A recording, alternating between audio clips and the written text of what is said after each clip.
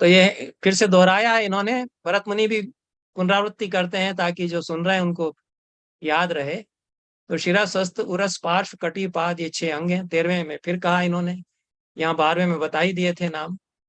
और उपांग बताए हैं, ये आपको याद फिर रखना चाहिए कि नेत्र, भ्रू, नासा, अधर, कपोल, चिबुक, ये उपांग है। ये तो मैंने बता भी, उनमें से पहला सिर है, उसको बताएंगे। और जो सिर के बाद चूंकि मुख, चेहरा उससे जुड़ा हुआ है, इसलिए उपांगाभिनय भी यहीं बताएंगे। तो 8वें अध्याय में इतना ही विषय बताया है, और उसी को हम कोशिश करेंगे कि आज हम जितना हो सके ले लें। तो यह चूंकि प्रयोग का ज्यादा इसमें काम है, और करके देखना चाहिए। बाकी तो आसान है, इस तरह की मूवमेंट्स हम लोग वैसे नॉर्मली करते ही हैं। भरत मुनि ने उसको बहुत ही सिस्टमेटाइज करके कैटेगराइज कर दिया है। इतना और किसी सिस्टम में इतने सारे भेद गिना करके और बहुत ही सिस्टमेटिक बना करके उसको नहीं पेश किया गया है। और कई बार ये हम लोग स्वयं स्वाभाविक रूप से करते ही हैं, अभिनय में बिना बताए भी करते ही हैं, ऐसी कोई बात नहीं है। लेकिन इतनी सारी कैटेगरीज हो सकती हैं, ये भरत मुनि का नाट्यशास्त्र पढ़ने पर आपको समझ में आता है कि 13 प्रकार के शिरस मस्तक के, सिर के भेद होते हैं अभिनय में। और आगे कहते हैं कि और भी हो सकते हैं, ऐसा नहीं है। जितने हम बता रहे हैं उसके आगे भी अभिनेता अपने उससे जोड़ सकते हैं। संसार में जो लोग कई तरह से करते हैं चेष्टाएं, उनसे सीख सकते हैं। तो 13 ये भेद इन्होंने गिनाए। आकंपित, कंपित, धूत, विधूत, धूत, विधुत, परिवाहित, आधूत, अवधूत, अंचित, निहंचित, परावृत, उत्क्षिप्त, अधोगत और लोलित, 13 हो गए। इनकी परिभाषाएं हैं। परिभाषाएं एक बार हम पढ़ देते हैं, फिर अगर वो वीडियो खुल जाता है तो उससे आपको कुछ समझ में आ सकता है। वैसे ये किए जाते हैं, लक्षण पढ़े जाने पर अपने आप समझ में आएगा। तो ऊपर से नीचे धीरे धीरे कंपित करते हैं तो आकंपित हो जाता है, इसी में बार बार कंपित करते हैं तो कंपित हो जाता है। और आकंपित का प्रयोग इशारा करना, उलाहना देना, सवाल करना, स्वाभाविक बातचीत, निर्देश और बुलाने में होता है। कंपित का प्रयोग गुस्सा, तर्क वितर्क करना, बहस करना, समझाना, उलट करके जवाब देना, प्रतिज्ञान, ज्ञान, प्रश्न, तर्जन, डपटना, और बढ़ा चढ़ा करके बात बात करना, हाँकना, कुछ इस सब के लिए किया जाता है। ये अकंपित और कंपित 2 हो गए। और धीरे धीरे अच्छी तरह से सिर को रेचित किया जाए। रेचित कहते हैं टॉसिंग असाइड, एक तरफ हम उसको ले जाते हैं। ये मैं नहीं कर सकता हूँ, ये जो डांस सीखते हैं वो करते हैं, ऐसे ऐसे वो दोनों तरफ ले जा सकते हैं चेहरे को। इसको रेचन कहते हैं। और मस्तक से रेचन करेंगे तो ये धुत होगा, जल्दी जल्दी रेचित करेंगे तो विधुत होगा। और अवांछित स्थिति, कोई अनिष्ट आ पड़ा है जो नहीं चाहते थे, ऐसा हो गया है, इसको बताएंगे। उसे मना करने के लिए करते ही, अरे नहीं नहीं नहीं, ये क्या, ऐसा क्या हो गया, उस तरह के उसमें आएगा। विषाद है, दुख है, विस्मय है, विश्वास में लेना, बगल में देखना, शून्य का विनय, मना करना, इसमें धुत का प्रयोग होता है। और शीत और भयग्रस्त होना, बहुत ज्यादा डरा हुआ है, या ठंड लग रही है, बुखार चढ़ गया है, या नशे में है, मद्यपान कर लिया है, उस समय विद्युत का प्रयोग होता है। अब बारी बारी से दोनों तरफ घुमाएगा तो परिवाहित होगा, तिरछा करके ऊपर ले जाएगा तो उद्वाहित हो जाएगा। परिवाहित का प्रयोग विस्मय में, हर्ष में, मुस्कान में, अमर्ष में, विचार में, विहार में और लीला में होता है। उत्सुकता के साथ देखने में उद्वाहित का प्रयोग होता है। ये सहज रूप में हम लोग करते ही हैं, वैसे भी नॉर्मली प्रैक्टिकल लाइफ में भी करते हैं, व्यवहार में भी करते हैं, और नाटक में भी करते हैं। उसके बाद आधूत आता है। तो यह गर्व के साथ, इच्छा के साथ बगल में रखी वस्तु को सिर उठा करके देखने में, आत्मसम्मान बताने में आधूत का प्रयोग होता है। और नीचे झटका दे करके झुकाया जाए, झटका दिया जाए, झटके के साथ नीचे झुकाया जाए तो अवधूत होता है। ऐसा करते हैं, यहाँ आओ, ऐसा करने के लिए करते ही हैं। तो संदेश देना, बुलाना, पुकारना, बात करना, संकेत करना, इसमें इसका प्रयोग होता है। बगल में ग्रीवा थोड़ी सी झुकी हो तो अंचित सिर होता है। इसमें बुखार दिखाने के लिए, व्याधिग्रस्त दिखाने के लिए, चिंतित या दुखी दिखाने के लिए, या मृत्यु दिखाने के लिए भी इसका प्रयोग होता है। ठुड्डी हथेली पर रख करके भी इसका प्रयोग कई बार करते हैं। ये पोज भी बनाते हैं कई बार। ऐसा मैं भी बैठता हूँ ऐसे। नेहरू जी का खास ये पोज था, इसमें हमने उनके कई फोटो देखे हैं। कई लोगों की आदत होती है चिंतन करते समय, तो इसमें भी ये अवधूत मस्तक का प्रयोग हम करते हैं। नाटक में भी कर सकते हैं। और भुवों को सिकोड़ कर कंधों को उचकाकर उन पर टिकाते हैं अगर सिर, तो निहंचित हो जाता है। ये महिलाएं ज्यादा करती हैं। और ये इस तरह का भी करते हैं, यूं करते हैं, ये निहंचित हो जाता है। गर्व मान विलास, ये सब बताने के लिए, उपेक्षा के लिए भी हमें क्या करना है ऐसा बताता है। ये सब निहंचित में बताया जाता है। सिर को पीछे ले जाता है तो परावृत्त हो जाता है। मुंह छिपाने के लिए, पीछे देखने के लिए जो अभिनय होते हैं उसमें इनका उपयोग होता है। मुंह झुका करके रुका रह जाएगा तो उत्क्षिप्त, मुंह ऊपर उठा करके रुका रह जाएगा तो उत्क्षिप्त होगा। और ऊंचाई बताने के लिए या दिव्यास्त्रों का प्रयोग करने के लिए इसका प्रयोग किया जाता है। और लज्जित होना, प्रणाम करना, दुखी होना, इसमें अधोगत सिर का प्रयोग होता है। सब और घुमाया जाए तो परिलोलित हो जाता है। यह भी मूर्छा, बीमारी, निद्रा आदि में दिखाया जाता है। और नेचुरल उसमें रहेंगे सीधा तो उसको सहज स्थिति में स्वाभाविक सिर कहा जाएगा। यह सहज रूप में भी कोई बातचीत कर रहा है तो उसमें काम में आता ही है। मंगल में, अध्ययन में, ध्यान में, स्वाभाविक कार्यों में इसका प्रयोग होता है। अब मैं अगर ये चलता है तो इसको बता देता हूं।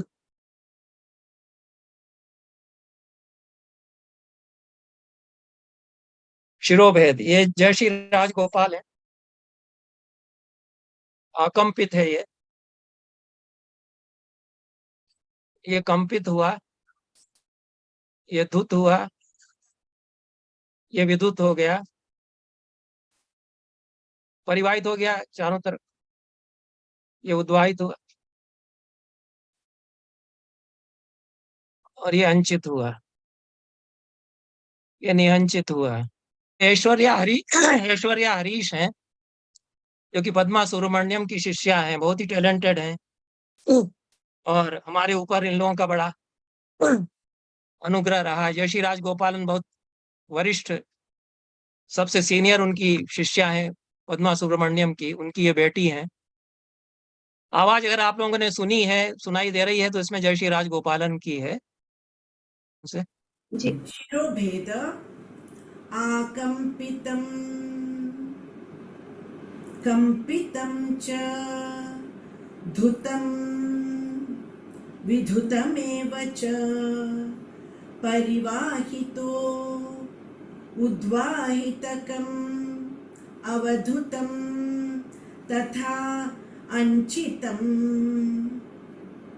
निहंचितं परावृत्तम् उक्षिप्तं चाप्यधोगतं लोलितं चैव विन्येयं त्रयोदशविधं शिरः। अब इनके कुछ विनियोग देखिए। आकंपितम, उपदेश देना, प्रश्न पूछना। कंपितम, क्रोध में। धुतम, विस्मय। विधुतम, भय से त्रस्त। परिवाहितम, हर्ष में, सौंदर्य आदि दिखाने में।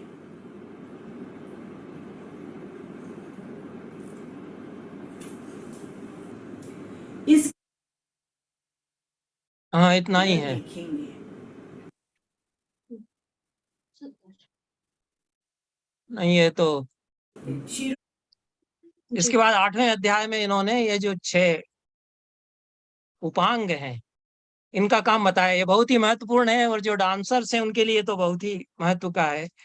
और जो संस्कृत रंगमंच करते हैं, अगर वो जिसको कहते हैं इंटीमेट थिएटर कर रहे हैं, कि सिलेक्टेड ऑडियंस है, 100, 200, 300 तक लोग हैं एक हाल में, विकृष्ट मध्य जिसको रंगमंच कहते हैं उसमें लोग देख रहे हैं। तो क्लोजअप में देख सकते हैं, पास से भी देख सकते हैं। तो उसमें उपांगाभिनय का बहुत ही महत्व होता है। वो तो इसलिए संस्कृत रंगमंच तो प्राय जो क्लासिकल थिएटर है वो विकृष्ट मध्य रंगमंच पर रसिक लोगों के सामने किया जाता था। उसमें उपांगाभिनय का बड़ा महत्व होता था। तो इसकी ट्रेनिंग बहुत दी जाती थी। इसकी ट्रेनिंग बहुत परिश्रम से करना पड़ती है। और इसमें भी यदि वो खुल जाता है तो आप देखेंगे कि उसमें किस प्रकार से ये उपांगों के काम होते हैं। तो ये सबसे पहले उसमें भुआएं बताई हैं, मस्तक बता दिया,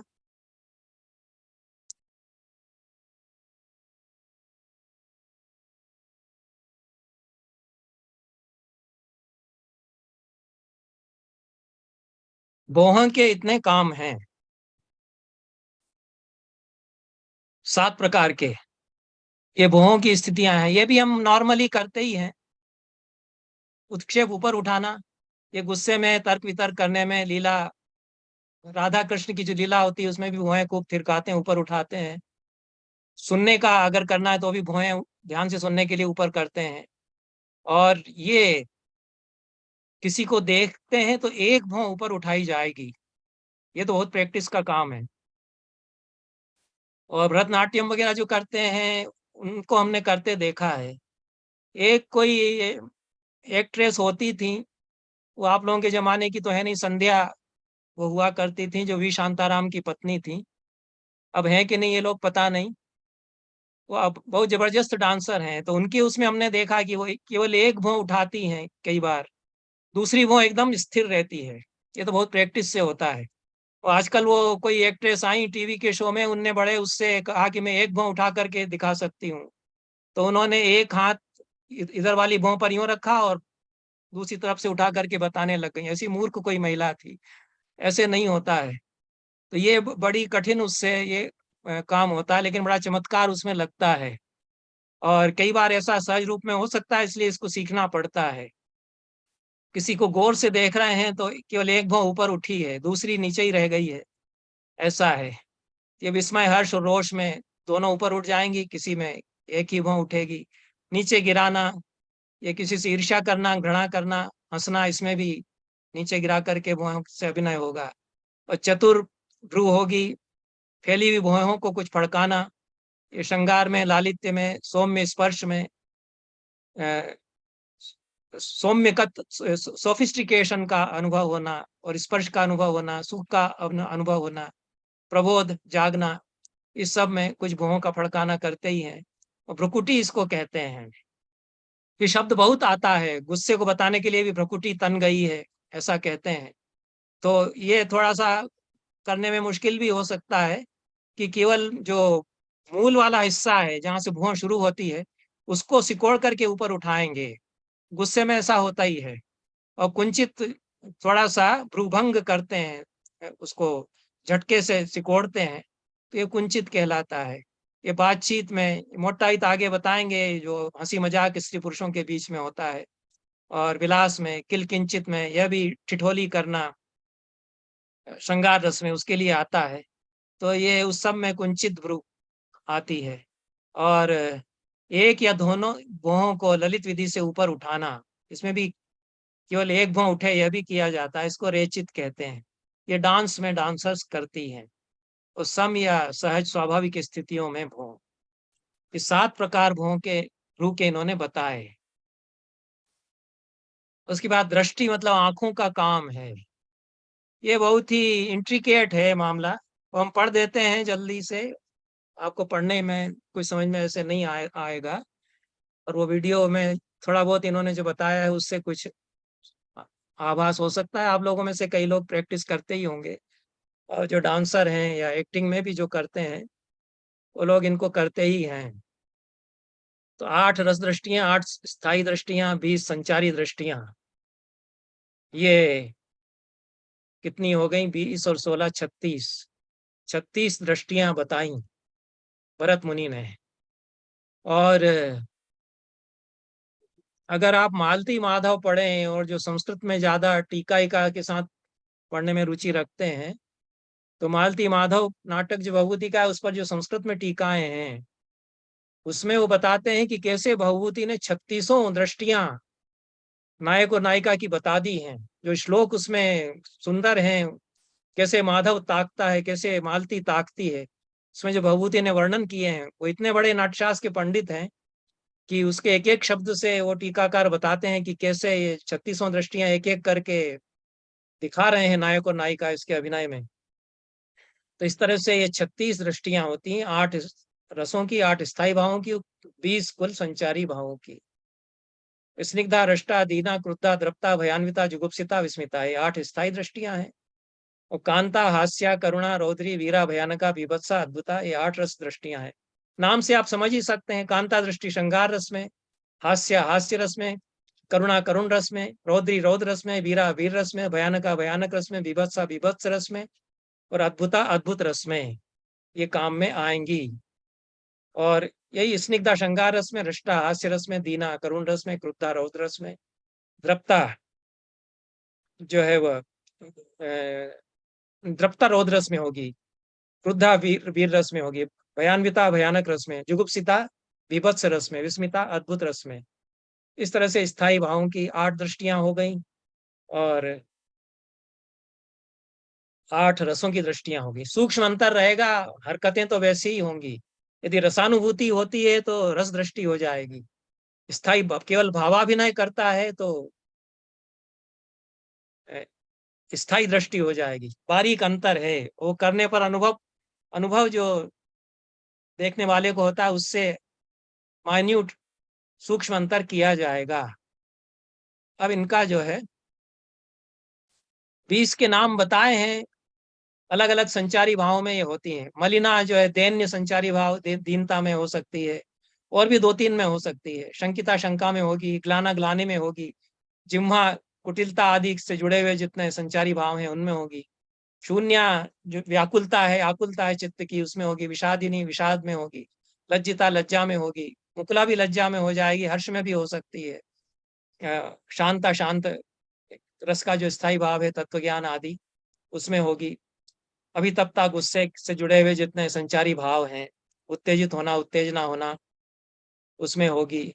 इस तरह से कुंचिता आके करा, कुछ तिरछी दृष्टि आके करा को कहते हैं। अर्धमुखिलता आदि मुंदी हुई आंखें जिसमें रहती हैं, और विकोषा जिसमें पूरी खुली रहती हैं। वितर्किता जिसमें की फड़कती हैं वो है। विभ्रांता भ्रांति जिसमें दिखाई जाए। विप्लुता उलट पुलट जिसमें पुतलियों का होगा। त्रस्ता डरी हुई दृष्टि।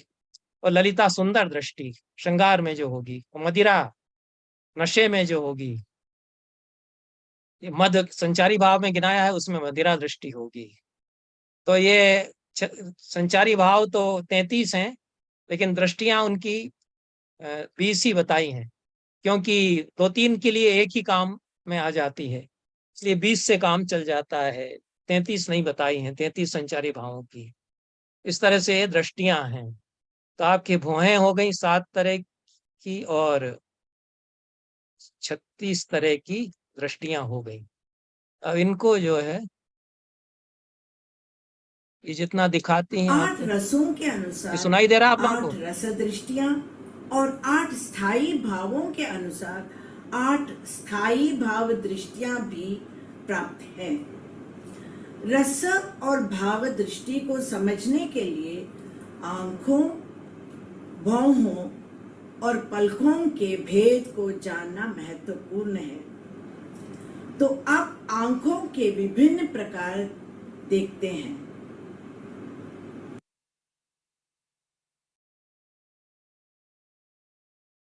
दृष्टि भेद समम, साची, अनुवृत्तम, आलोकितम, विलोकितम, प्रालोकितम, उल्लोकितम, अवलोकितम।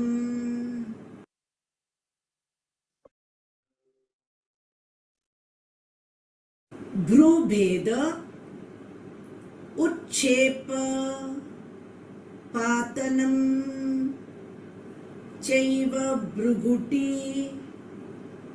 चतुरं तथा कुञ्चितं रेचितं सहजम्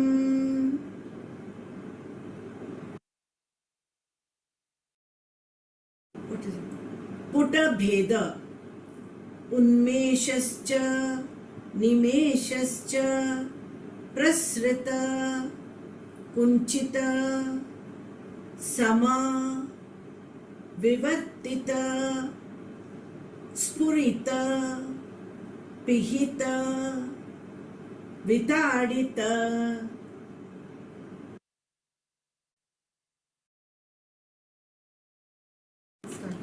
8 रस दृष्टि देखिए। कांता श्रृंगार रस के लिए, भयानक हास्य,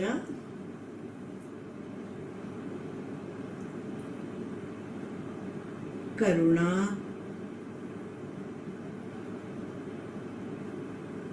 अद्भुत, रौद्र,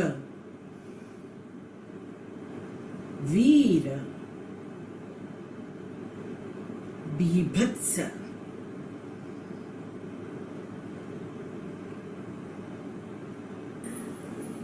आठ स्थायी भाव के अनुसार स्निग्धा रति भाव के अभिनय में इसका विनियोग होता है। हृष्टा हास स्थायी भाव के लिए, दीन शोक स्थायी भाव के लिए, क्रुद्ध क्रोध के लिए, दीप्ता उत्साह के लिए, भयान्विता भय स्थायी भाव के लिए, जुगुप्सिता जुगुप्सा स्थायी भाव के लिए और विस्मिता विस्मय स्थायी भाव के लिए प्रयोग होता है। संचारी भावों के अनुसार 20 दृष्टियां हैं। शून्य, मलिना, श्रांता यानी थकी हुई, लज्जान्विता ग्लाना मुरझाई हुई, शंकिता विषन्ना उदास, मुकुला खिलती हुई, कुंचिता सिकुड़ी हुई, अभितप्ता जिह्मा सललिता वितर्किता, अर्धमुकुला विभ्रांता विप्लुता, आकेकरा विकोशा त्रस्ता मदिरा। ये पूरी तरह से 36 दृष्टियां नाट्य में प्रतिष्ठित है, अच्छी तरह स्थापित हो जाती है। 6 प्रकार के नासिका, कपोल और अधर भी नाट्य शास्त्र में है। 8 रसों के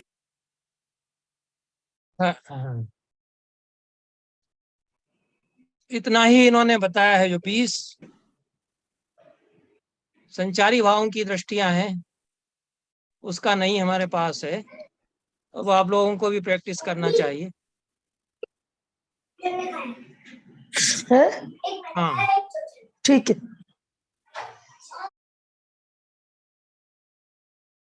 तो ये आसान है, इसमें इतनी दिक्कत नहीं है, आप समझ सकते हैं। और नाक का काम इस तरह से हम लोग वैसे भी करते हैं। तो नता जो दोनों नथुने, नासापुट नथुने को कहते हैं, उनको सिकोड़ करके पास लाते हैं तो सांस छोड़ने में, सुबक सुबक करके रोने में ये अपने आप हो ही जाता है, और अनुरोध करने में ये नता होती है। मंदा निश्चल थोड़ी रहती है, तो चिंता निर्वेद उत्सुकता शोक में ये होती है। विकृष्टा जिसमें कि नथुने हमारे फूलते हैं, फुल नासापुट वाली फुला सकते हैं। इसमें सूंघने में हम ऐसा करते ही हैं, कोई अच्छी गंध सूंघने के लिए हम खुद ही हमारे नाक को थोड़ा सा नथुनों को फुलाते हैं। और रौद्र रस वीर रस में भी ये होगी। सोच्छ्वासा सांस भरते हैं अगर, तो जल्दी जल्दी सूंघना अगर होता है उतना अंतर है। गंध अगर लेना है होले से तो विकृष्टा होगी, और सुगंध अगर खींच रहे हैं अपने अंदर, बहुत अच्छी सुगंध आ रही, खींच रहे हैं तो सोच्छ्वासा हो जाएगी। विकुणिता सिकोड़ते हैं थोड़ी चिढ़ के साथ में, तो जुगुप्सा रसोईया में विकुणिता हो जाती। तो स्वाभाविका जो अपने आप रहती है, उसमें कुछ भी नहीं करना है तो स्वाभाविका हो ही जाएगी। ये 6 पोजीशंस होती हैं नासिका की, ये आसान है तो इनको करके बताने की जरूरत नहीं है। उसके बाद ये कपोल, उसकी 6 स्थितियां हैं। तो क्षीण और झुका हुआ ये दुख के अभिनय में होता है। फुल्ल विकसित हो ही जाता है, खूब हम हंसते हैं, खुशी होते हैं तो अपने आप हमारे गाल दोनों तरफ के जो चीक्स हैं ऊपर वाले वो फड़कते हैं, ऊपर विकसित होते हैं, पूर्ण फैले हुए होते हैं उत्साह और गर्व के अभिनय में। कंपित, डर लगता है तो अपने आप कांपते ही हैं, गाल भी कांपेगा, हाथ भी कांपेंगे। रोष और हर्ष में भी ऐसा हो सकता है। कुंचित, सिकोड़ते हैं थोड़ा। स्पर्श में, रोमांच में, सर्दी लगने में ये होता है, भय और ज्वर में। और बाकी नेचुरल पोस्चर होगा। तो इस तरह से ये अधर के भी काम है। तिरछा करना, निचला ओठ, ये सब निचले ओठ में ही होगा होगा। तो तिरछा करते हैं, किसी के प्रति ईर्ष्या दिखाना है, वेदना दिखाना है, अवज्ञा करना है, इसको विवर्तन कहते हैं। कंपन, सर्दी लग रही है, गुस्सा आ रहा है, भय में, वेग में, तो प्रैक्टिस करना पड़ेगी। आंगिक अभिनय में क्या है कि सचमुच में तो सर्दी लग नहीं रही है स्टेज पर अगर वो काम कर रहा है, लेकिन सर्दी का अभिनय करना है तो उसको निचला ओठ कैसे फड़केगा ये प्रैक्टिस करके करना पड़ेगा, तो कंपन हो जाएगा। और बाहर निकालना ये तो आसान है, इसको हम करते ही हैं। चिढ़ना चिढ़ाना दोनों में ये होता है। और स्त्रियां किसी के साथ ठिठोली करती हैं उसमें भी करते ही हैं, वैसे ही लड़कियां करती हैं। ये विसर्ग उनके साथ ज्यादा होता है, कर सकते हैं लड़के भी। विनिगुहन, भीतर भर लेना, ये भी आसान है। तो ये बहुत तकलीफ जब होती है, इंजेक्शन लगाते हैं तो दांतों से ओंठ, निचला ओंठ ही दबाते हैं, ऊपर वाला नहीं दबाते हैं, तो यह विनिगुहन उसको कहेंगे। कष्ट में, पीड़ा में ये आसानी से कर सकते हैं। और दांतों से भीतर लेके थोड़ा दबाएगा तो विनिगुहन होगा, और जोर से काटेगा तो ये थोड़ा मुश्किल है, गुस्सा दिखाने के लिए होगा। और समुद्र को जो है ऊपर उठाना, ये विसर्ग से थोड़ा सा अंतर है। उसमें तो बाहर निकाल के बाहर की तरफ निकला होगा, इसमें थोड़ा ऊपर की तरफ जाएगा। ये अनुकंपा, चुंबन, अभिनंदन आदि में होता है। सब निचले ओठ के काम है। 6 प्रकार की पोजीशंस हैं। और ये चिबुक जो लास्ट है उपांगाभिनय में, ठुड्डी। तो ठुड्डी के बारे में, चिबुक के बारे में इनका कहना यह है कि दांतों के साथ इसकी मूवमेंट्स होंगी, क्योंकि दांत, मसूड़े और ठुड्डी ये जुड़े हुए हैं। दांत से अगर हम कोई काम करेंगे तो ठुड्डी की हरकत अपने आप दिखेगी ही। तो जैसे सर्दी में दांत अपने आप बचते हैं, तेज सर्दी अगर लग रही है, ठंडे पानी से नहाते हैं तो दांत अपने आप बचते ही हैं। तो ठंडे पानी से नहाने का सीन अगर बताना है तो आप दांत कैसे बचते हैं ये प्रैक्टिस आपको करना पड़ेगी। तो उसमें ठुड्डी तो अपने आप ही हिलेगी, उसमें वो दांत कड़कड़ाएंगे, और दांतों को बार बार चबाएंगे। ये तो गुस्से में करते ही हैं, चबाने की आवाज नहीं सुनाई देगी गुस्से में। आप दांत पीसते हुए एक तरह से लोगों को लगेगा कि दांत पीस रहा है, सचमुच में नहीं पीस डालेगा। तो ये खंडन कहलाता है। जप, अध्ययन, संवाद आदि में भी होता है। छिन्न, दांतों को जोर से मिलाना, ये एक झटके से मिलाता है तो व्याधि, भय, शीत, व्यायाम, रुदन, मृत्यु आदि में होता है। दांतों को दूर दूर करता है, ऐसा मुंह फाड़ता है तो ये कुछ चुंबन में, जमुआई में होता है। और लेहन, जिह्वा से दांतों को चाटना, चाटने में कोई चटनी वगैरह चाटते हैं तो ये होता ही है। और दांतों को थोड़ा सा मिलाते हैं तो सम हो जाता है, सामान्य स्थितियों में रहता ही है। और दांतों से ओठ दबाना ये दष्ट कहलाता है, गुस्से में होता ही है। इस तरह से 7 स्थितियां ये बताई गई चिबुक की। इसके साथ दांत का काम और ओठ का काम जुड़ा रहता है। अभिनय इन्होंने चिबुकाभिनय इसको कहा है उपांगों में। तो इस तरह से 6 उपांगों के अभिनय यहाँ तक बताए गए।